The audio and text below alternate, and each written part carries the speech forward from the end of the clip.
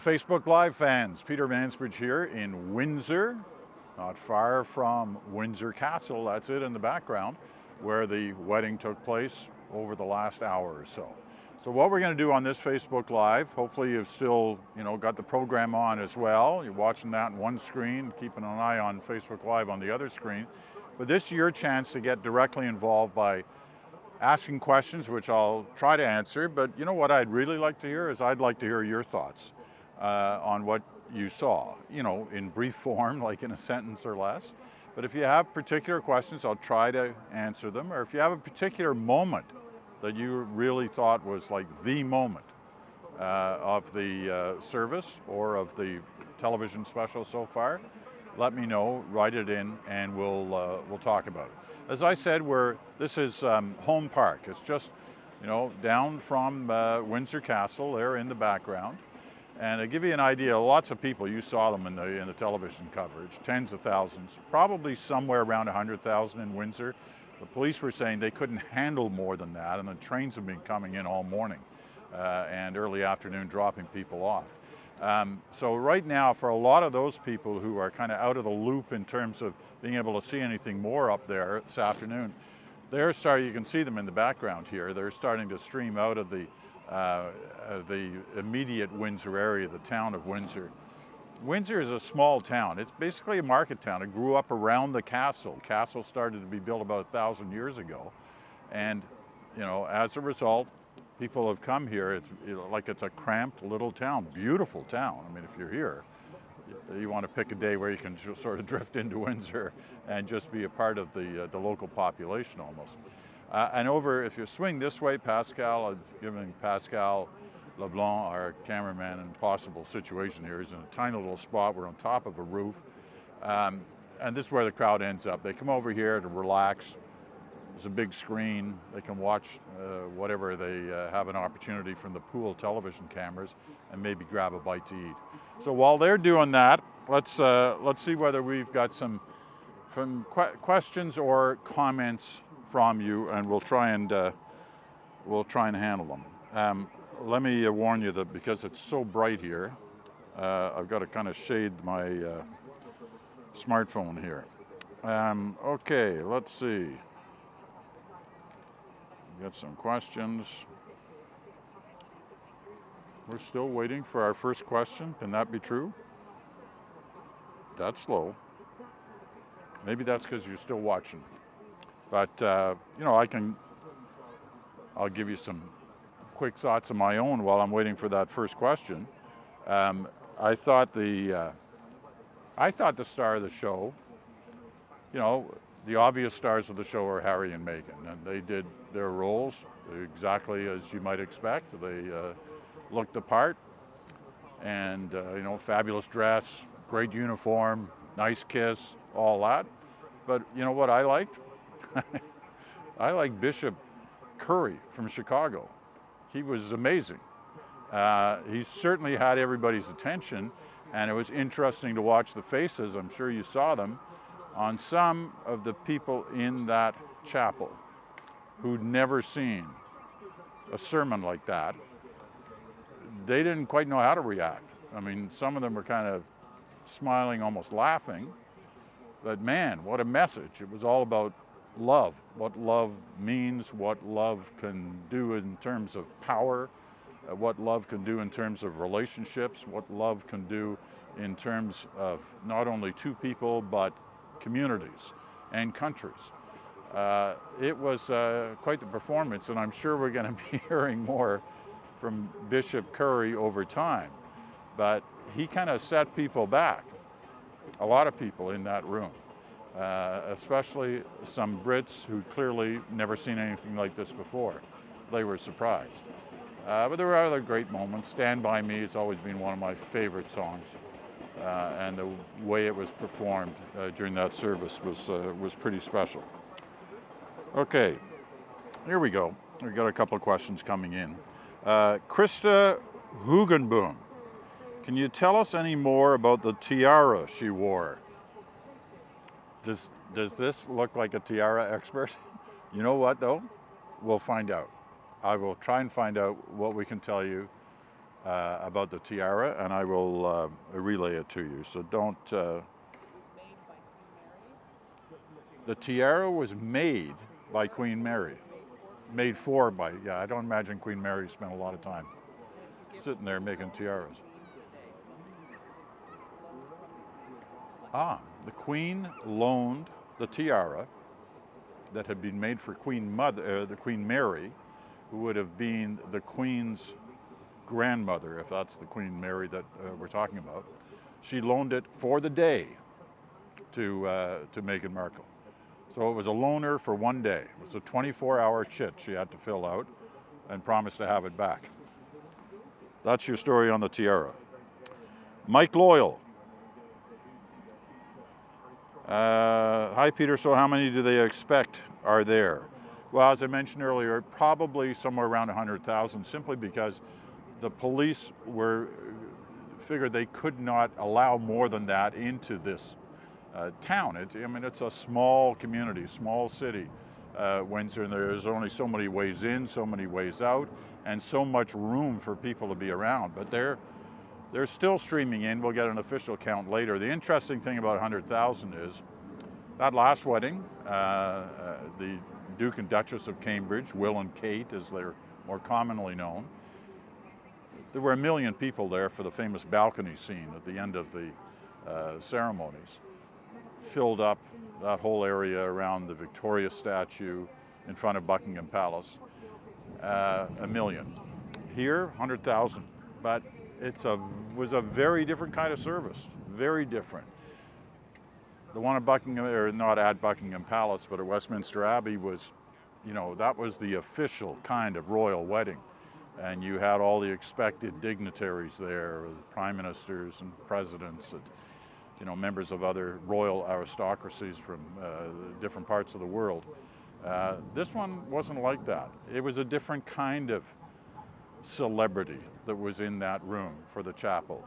There were movie stars and television stars, but there were stars of ordinary life, people who've impacted Harry and Meghan in different ways, some on a direct one-on-one basis, and some simply because they had heard their stories.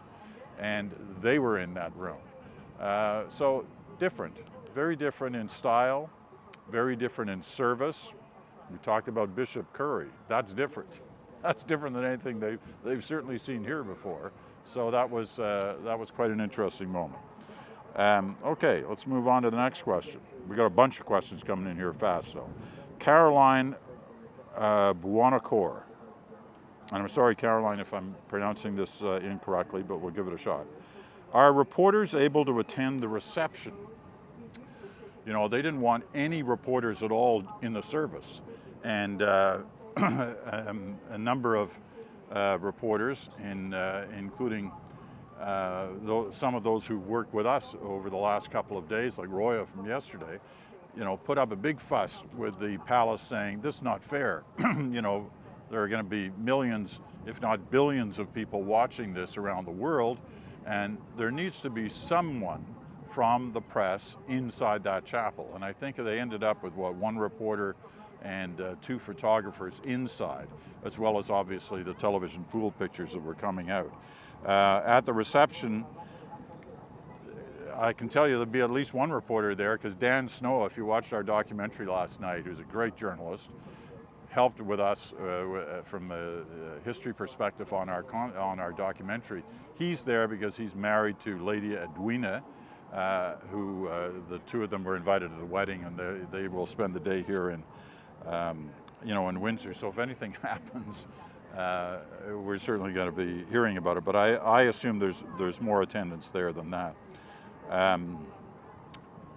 Marlene Haight. Her comment, Bishop Curry was awesome. Peter, can you describe his sermon? Well, I did a little bit. It was all surrounding that 4-letter word, love, and what it means to him through scriptures he read from the Bible, but what he feels love means in terms of the building of a solid relationship, and in terms of what he thinks in terms of that relationship could be between 2 people or 2 communities or 2 countries or 2 different parts of the world. And he made a powerful presentation There's no doubt of that, and if you saw it, you're not going to forget it, and certainly those in the chapel won't. You know, in that chapel, I'm not sure if it was mentioned during the broadcast because I was in and out trying to do a number of things, but Henry VIII is buried in that chapel, and I think Meghan Markle walked right over that spot in the chapel where he's buried.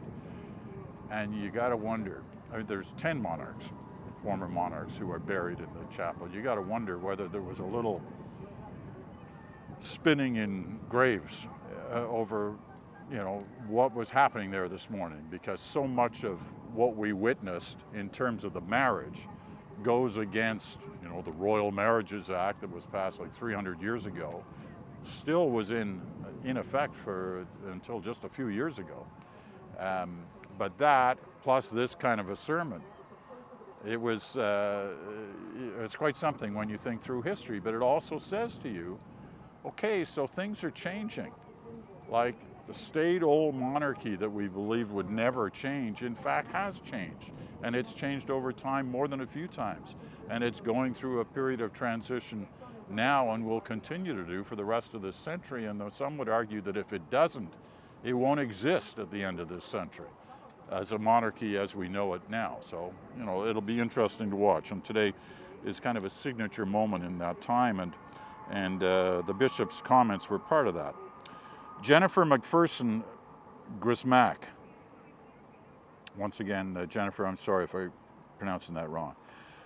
Jennifer asked, why were there no political leaders there, unlike Diana's wedding, and unlike Will and Kate's wedding, and unlike Andrew and Sarah's wedding, the three other big royal weddings of the last 50 years? They weren't there because they weren't invited there. I mean, think about it. You're looking at that landscape inside that chapel of the people in attendance. You got Oprah Winfrey, George Clooney, Amal Clooney, Elton John, and you don't have Theresa May. You don't have a list of former British prime ministers. John Major was there, but for a different reason, former British prime minister, but he's involved in the trust fund, the Prince's Trust.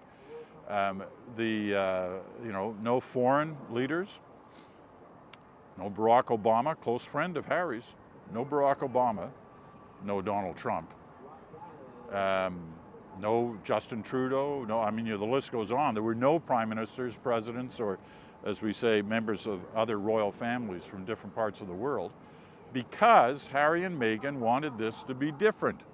They wanted this to underline the fact that they think that it was time for a wedding for them that was more symbolic of the people that definitely matter to them, that matter dearly to them through friendships, through beliefs in terms of their common causes.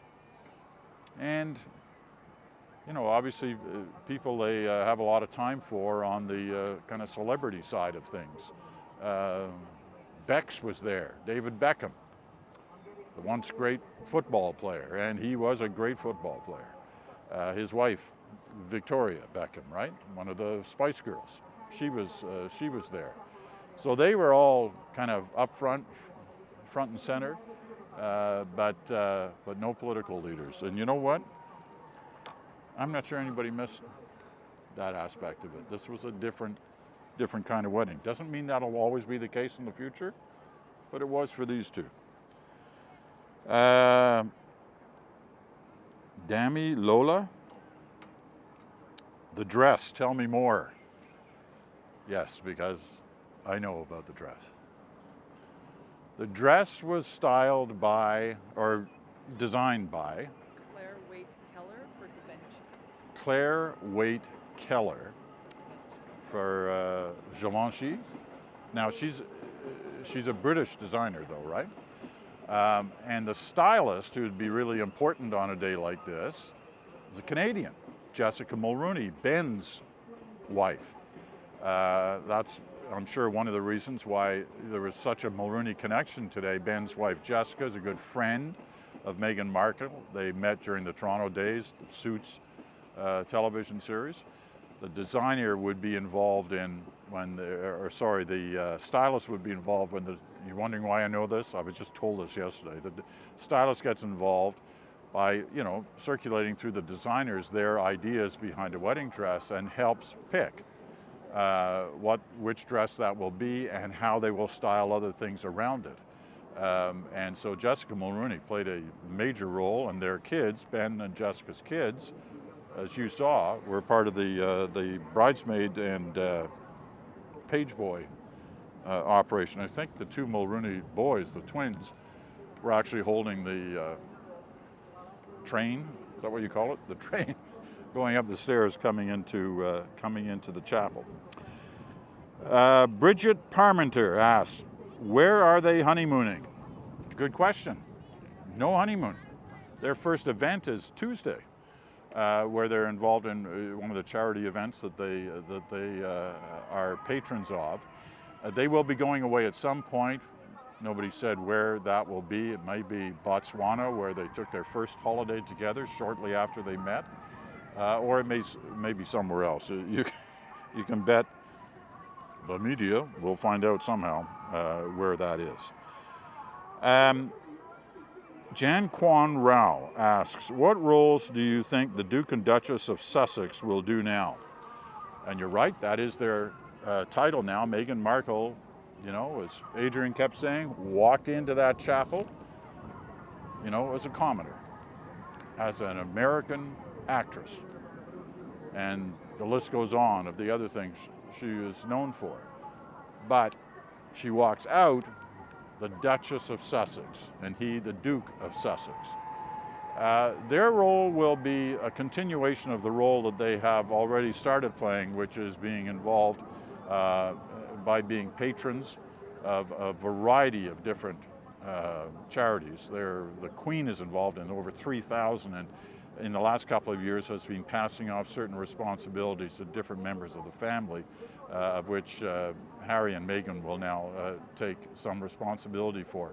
Harry also has a role in the Commonwealth, and he will take up that role now as well.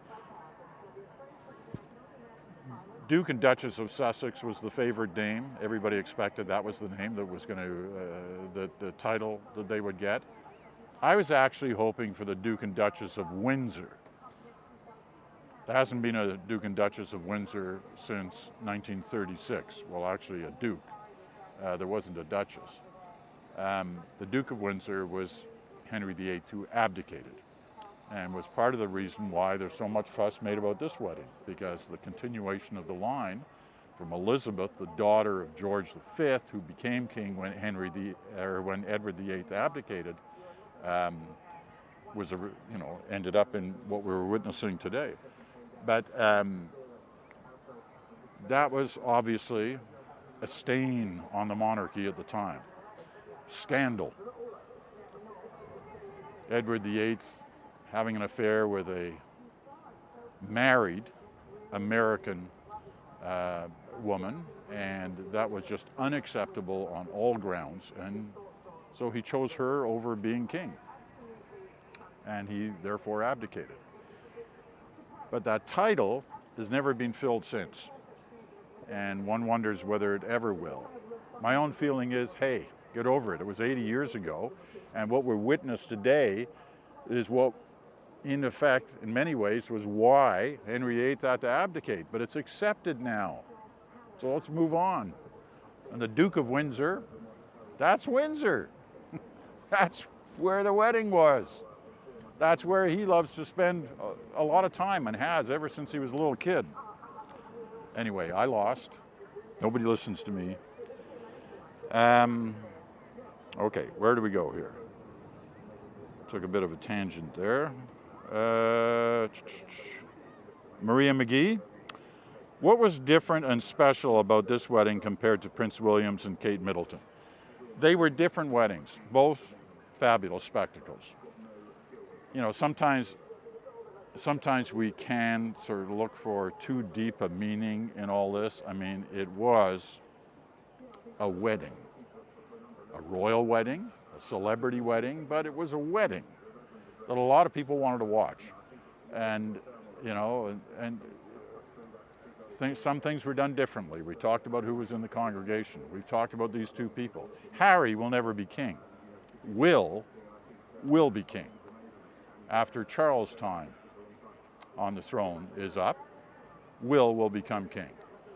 And therefore, certain things had to happen on that day, given where he was on the succession list, that didn't have to happen today. And I'm sure that helped Harry make the argument, and Meghan, of the kind of people they wanted at the service, the kind of service it would be, the kind of people who would be reading, like Bishop Curry, which we may never have seen in Westminster Abbey. So I think that's what made it different. And you know what? Listen, there are people who have no time for the monarchy. We know that. There are Republicans who believe that it's time to abolish the monarchy, and they don't just exist here, they exist all over the world, including in Canada. And there's always been this sense that the majority of people who attend things like this are of an older generation. And that's been kind of borne out through the weddings I've attended. You know, when I think back to '81 and Charles and Diana, most of that crowd that was there were older, represented a whole different generation. Today, I don't know what it's going to break down as, but if you look around this, you swing around again, Pascal. You look around this crowd, it's a young crowd. It's a diverse crowd. Lots of different, age groups in the kind of 20 to 40, those kind of millennials are here. Lots of different colors, lots of different backgrounds. I went to the train station a couple of times this morning just to take a look at who was getting off the train from London. And so many of those people. I got to tell you, the trains I saw, it was at least 3/4 of the people who came off were young people. And I think Harry and Meghan would say, hey, you know, this is great. He's extremely popular. There was one of the British networks did a poll this week, did some research, and I'm not a big believer in polls. I think there's just too many things rotten in that industry. But I'll tell you what, you know, the results were, the question was, who's the most popular royal? Well, there was never any doubt going to be who the most popular royal is. It's the Queen. She's 92, she's loved by everyone, including those who want to abolish the monarchy. I have enormous respect and time for her. But who was number 2? Was it Will? No. Was it Kate? No. It was Harry.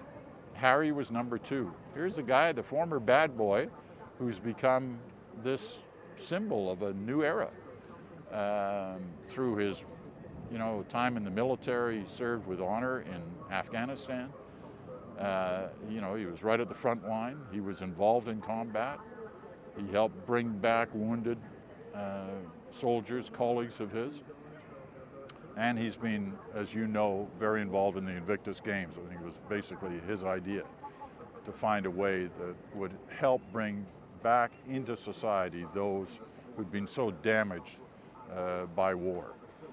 And so a lot of things that he's done, including even partly his bad boy image, that have endeared him to the British population. And I think he tried to reflect that throughout all this. Mario Ballantyne asks, should they decide to have children, do you think there will be a recycling of royal names, or will they break tradition? Hey, nothing would surprise me with these two.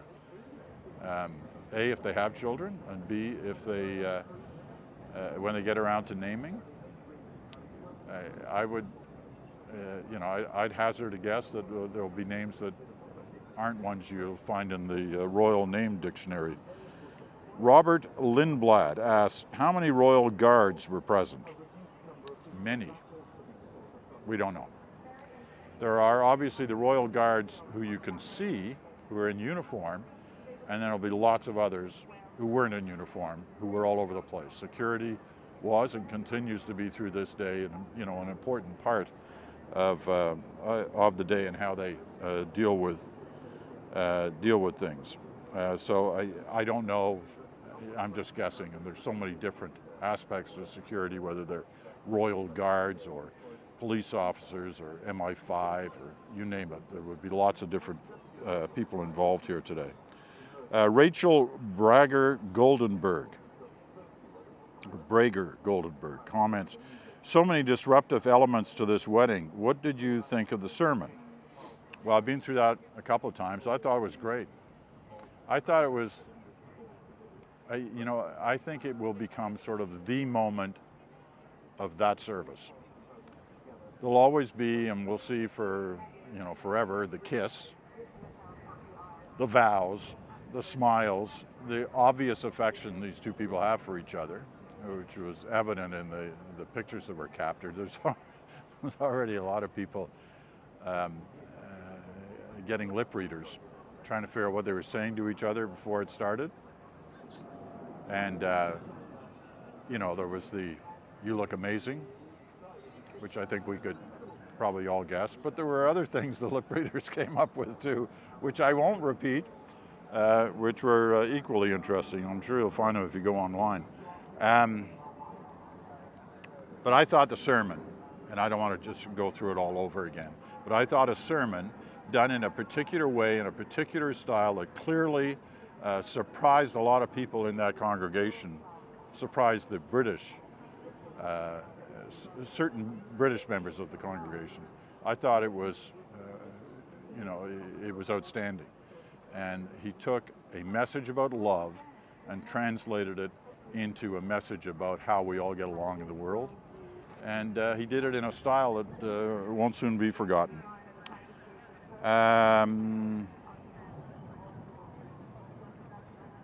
Ing Lu Brown, great coverage, thanks Peter. What is Meghan's official title now?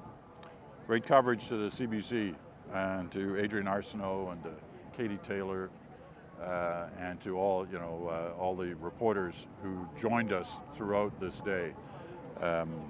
It was outstanding and continues to be because they're still on the air. The title is she's going to be the Duchess of Sussex. He'll be the Duke of Sussex. So she goes from, one of the lead actors on Suits to become the Duchess of Sussex. Not bad. Did you see her co-star, who she married last year on Suits as the show was wrapping up? His name is Adams. Patrick J. Adams. Son of Claude Adams. Used to be a reporter for us. See, you didn't even know that, Pascal. No. Hope you're right. I never watched it. Anyway, he was there today and, having to show his ID going in. He was invited as the whole cast of Suits. And, they get to that part in the service where they say, does anybody here have anything, they want to say, or there's some reason why this marriage can't go ahead? And somebody said, yeah, well, J. Patrick Adams is going to stand up and say, hey, I just married her last year. This can't go on. But that didn't happen.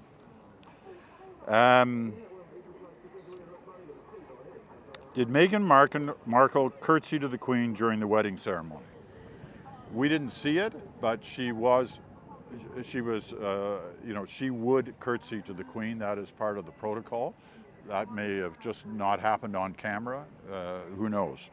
But we understood from the briefings we've had this week that she would be curtsying to the Queen when that moment was demanded of her. Which brother's wedding cost more?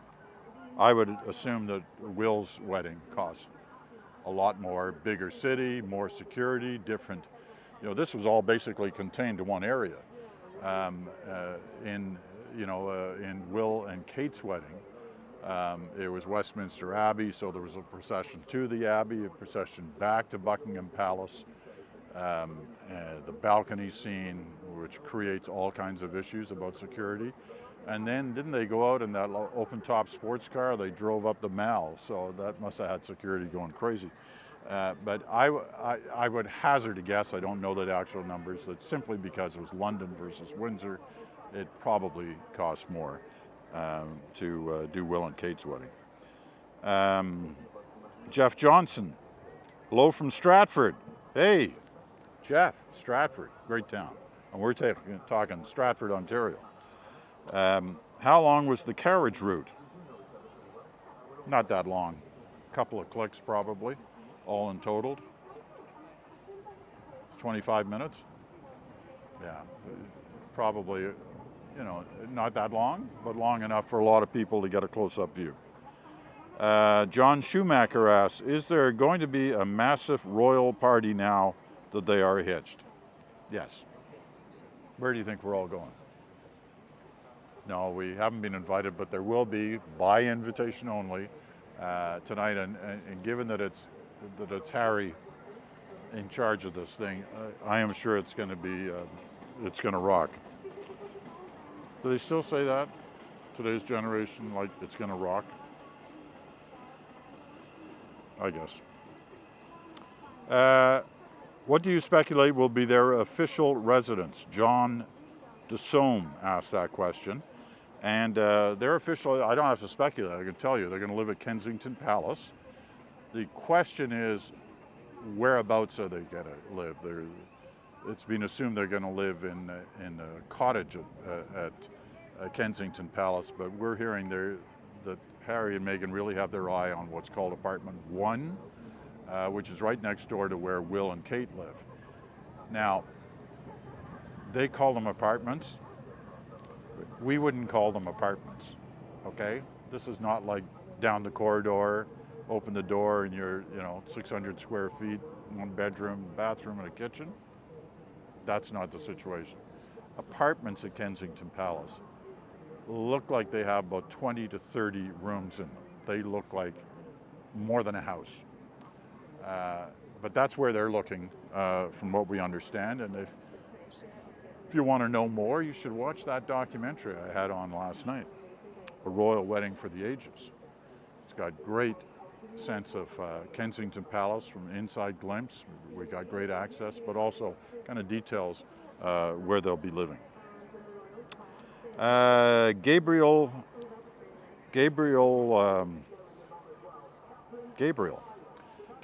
like Madonna. There's just one name there, Gabriel. Gabriel asks, what happened to her dad walking her down the aisle? All right, this has been a source of great controversy all this week. What happened to her father, who lives in Mexico? There'd been kind of a brouhaha around some pictures that surfaced where he appeared to have staged the pictures for certain media. It kind of got out of hand. He's not well. He's in a hospital in Mexico, and as a result, he didn't come. He had to say he couldn't come, and Harry and Meghan understood that for health reasons. He was going to be unable to come. A couple of things about that. As far as I know, Harry's never met Meghan's father, which is kind of odd in some sense. And obviously, if he was going to meet her here, that's not going to happen. Another one, because people have made so much of this, I mean, sometimes things happen. Families are complicated. And differences exist between families internally. That is also a product of our times. And you can be assured that a lot of people who are in that crowd today, and of the millions who are watching around the world, they can identify with the issue of problems within families. And then there are other reasons. Here's one little fact you may not have known. John F. Kennedy, President of the United States, 1960 to 63, married Jacqueline Bouvier in, I think, 52 or 53. Their wedding, he was a senator at the time. Their wedding was a big deal in the social pages, and there were a lot of people going to be there, and were there. And her father, who had the nickname Blackjack Bouvier, was going to walk her down the aisle. He didn't appear, and instead her stepfather walked her down the aisle. For decades, there have been stories about what really happened there. Was it a falling out? Because he had been billed as he would be doing this. Or was it something else?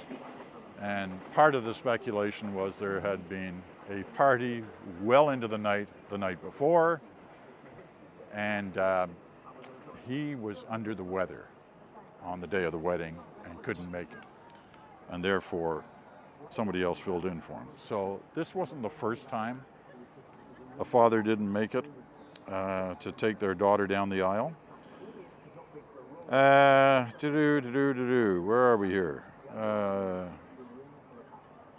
Oh, we're back to Gabrielle. She also asked. I've got a couple more here. You've been great with your questions. Gabrielle also asked, what was the significance of her leaving out the word obey in her vows? I'm sorry? Right. Well, it's all part of the modern era of marriages. Catherine, the Duchess of Cambridge, she did the same thing in her marriage to Will, the Duke of Cambridge. So it's not sort of out of nowhere. I think you'll find that in a lot of marriages today, the word obey is not there. Julie Jameson asked, do the royals do traditions like something blue and throw the garter? Don't know. Didn't see any blue there. But who knows, maybe, is something blue just for the wedding dress, or is it the wedding day? Because she's changing, right? So the clothing experts tell me. You know how many different people are involved in coverage of things like this? All the networks. I saw one British network this morning, of their list of experts. They had a foliage expert who they brought onto set, who talked about the different kind of foliage represented in the, in the gardens, in the wreaths that were placed in different places. And he was on for quite a long time. He was fascinating too. I actually enjoyed listening to him. And I know nothing about foliage, but I know more now than I did when this day started. Alison Shatford asks, will Prince Harry wear his wedding ring after today? I'm sure he will. Imagine if he stopped wearing it tomorrow. Imagine the stories. Harry's already dropped his ring. I'm sure if he didn't want a ring, he wouldn't have been wearing a ring. He wanted a ring, and that's why he's wearing one. And I assume he will keep wearing it. Comment from YouTube. I was impressed to notice the newlyweds are so interested in helping to end homelessness. Can you talk about their charities and that they invited people from charities to the wedding?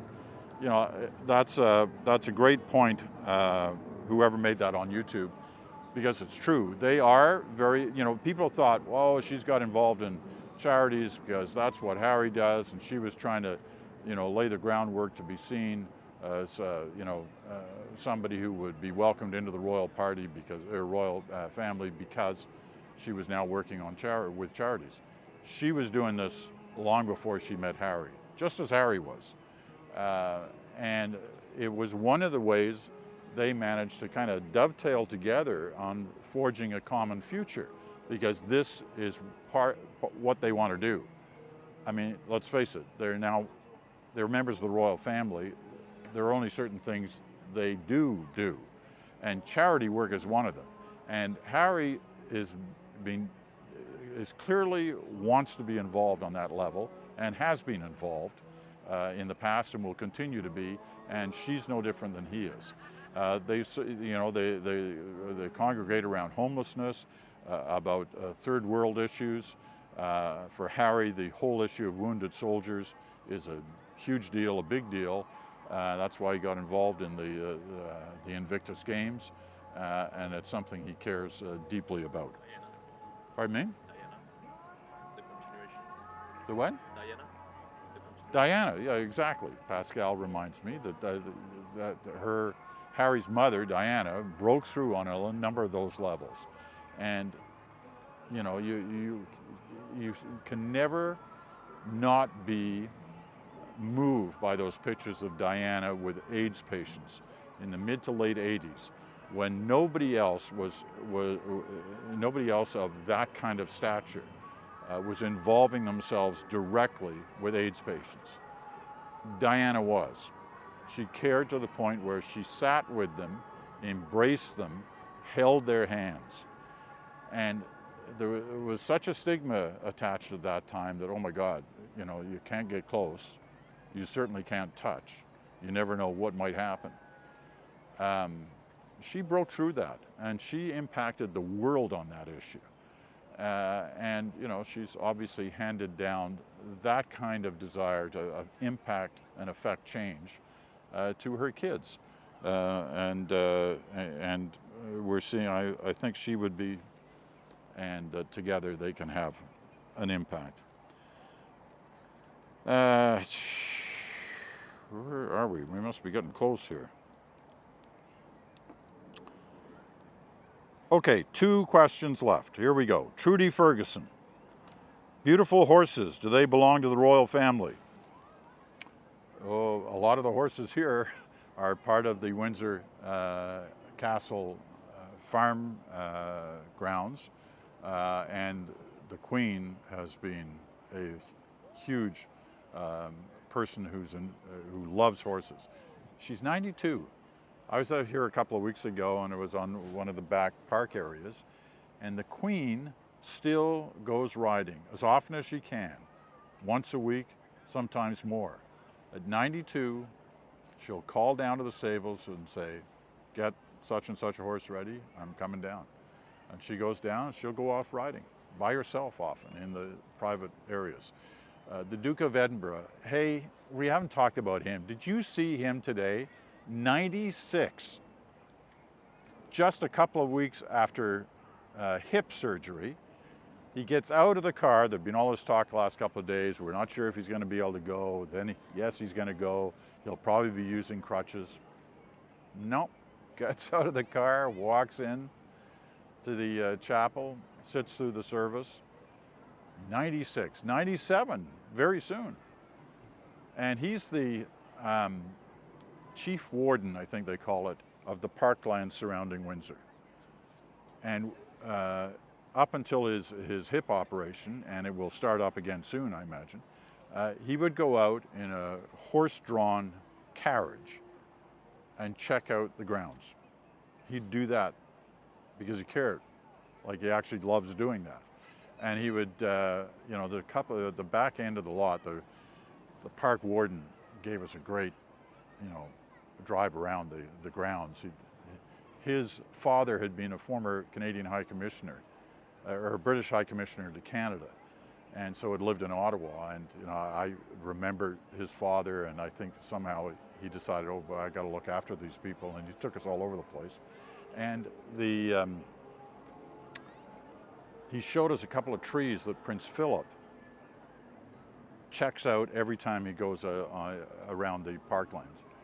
The trees are over 1,000 years old. There's one's 1,200, there's one that's 1,400 years old. I mean, think about that. Those trees, which are the other side of the castle. Where's the long walk? Is that way? Yeah. That way. Other side of the castle, about 2.5 miles away.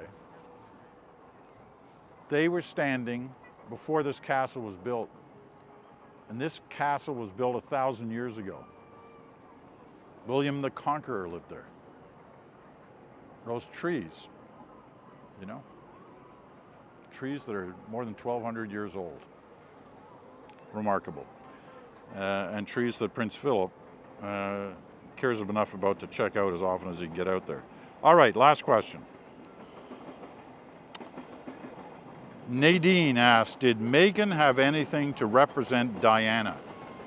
Well, the ring that Harry gave her includes 2 diamonds that had belonged to Diana. And so that certainly represents Diana.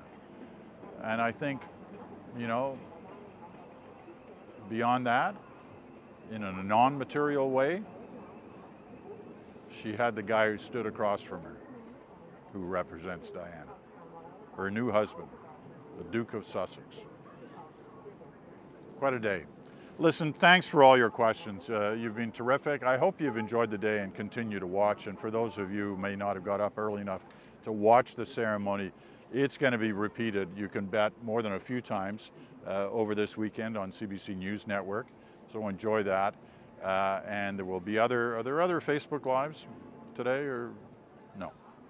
I mean, really, what could be better than this one?